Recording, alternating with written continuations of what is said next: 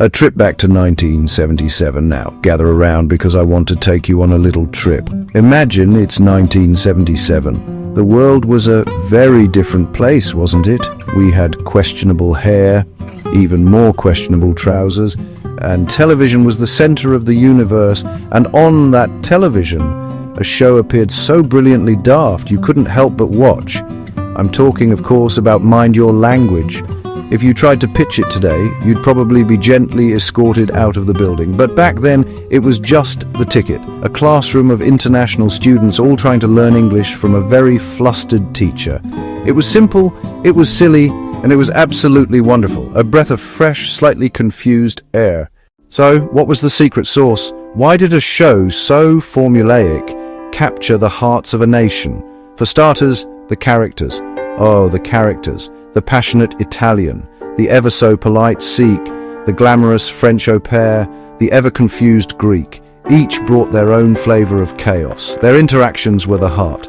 Mr. Brown asks for a sentence, spectacularly wrong every time. A boo-boo, a Santa Maria, 1,000 apologies. We'd howl every time. It felt like a favorite jumper.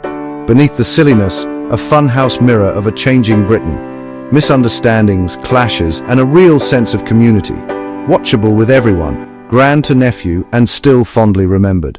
At the center was the wonderful Barry Evans as Mr. Jeremy Brown. What a role. The flustered Englishman, the calm eye in a hurricane of grammatical gaffes, priceless timing, expressions, and warmth. Before that, Doctor in the House made him a familiar face.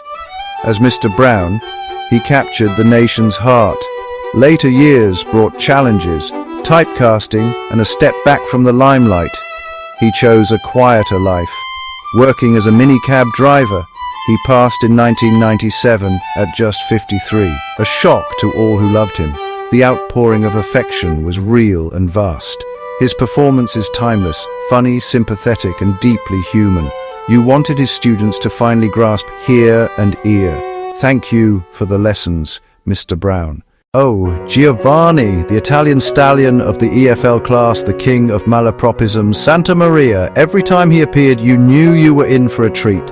Handsome, charming, hopeless romantic, always flirting, always tangled in words. George, Maltese by birth, brought infectious energy and heart. He went from Ealing's classroom to Epic Worlds, proving real range beyond sitcom. A serious, versatile performer on the world stage. In 2025, a beloved veteran, still with that same spark, splitting time between London and Malta, an elder statesman of the arts. He embraces the past with humor and pride. From lovable caricature to respected character actor, a true success story. 1,000 apologies. Who could forget Ranjit Singh, the wonderfully polite, perpetually confused student, played by the brilliant Albert Moses?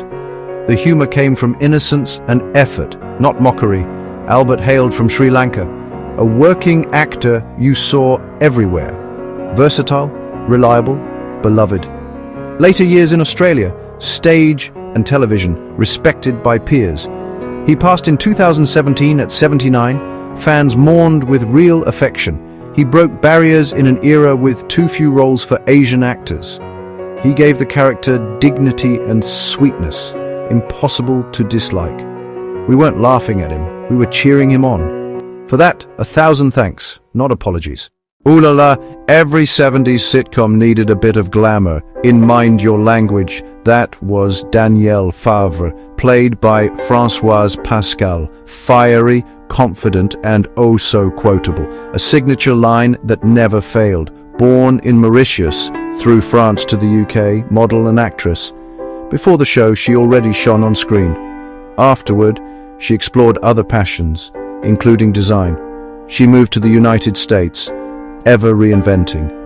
Today, she's an author, sharing a life of stories and stardom, active with fans, happily revisiting set memories, from 70s icon to storyteller and keeper of memories. Danielle was a wonderful chapter, not the whole book.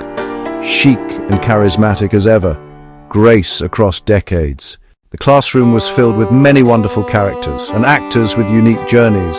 Ali Nadim, often at odds with Ranjit, was played by Dino Shafiq. also known from It Ain't Half Hot Mum.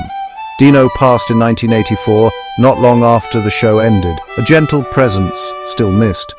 Anna Schmidt, German efficiency, played by Gilly Flower, a long distinguished theatre career before and after.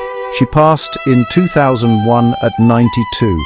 Jamila Ranja, played by Jamila Massey, a pioneer in broadcasting and writing, bringing Indian culture to Britain. In her 90s now, a revered cultural ambassador. Juan, the Spanish charmer, Ricardo Montes. A steady career, he passed in 2012, leaving many smiles behind. Now we have to be honest, don't we? If it were made today, it would cause a firestorm. The comedy leaned on national stereotypes. Hard to square in 2025. Critics have a point, some jokes make you wince now. It's a product of its time, very different from ours. But the intention wasn't malicious. Its heart was in the right place. Often, the butt of the joke was English itself, its rules, idioms, spellings. The characters were portrayed with affection. The unity felt real. Enemies abroad, classmates here, arguing, competing, flirting, becoming family. Clumsy at times, but a celebration of togetherness before it was fashionable. It reminds us, laughter is a universal language that bridges divides, a message of tolerance and friendship wrapped in slapstick. So, here we are in 2025, looking back at a little show that made a big impact. The fashions are funny, the picture imperfect, but the smiles are real, and their journey's remarkable. Nostalgia lets us feel that warmth again. An episode is a time machine to innocence, proof that comedy needn't be cynical to work. Its impact lives in catchphrases, memories, and shared laughter, passed down moment by moment, smile by smile, to Barry, to Albert, to Dino, to Ricardo, to George, to Francoise, to Jamila. Thank you for the lessons, the laughter, and the boo-boos. Even without the same language, a smile is understood everywhere. Santa Maria, wasn't it brilliant?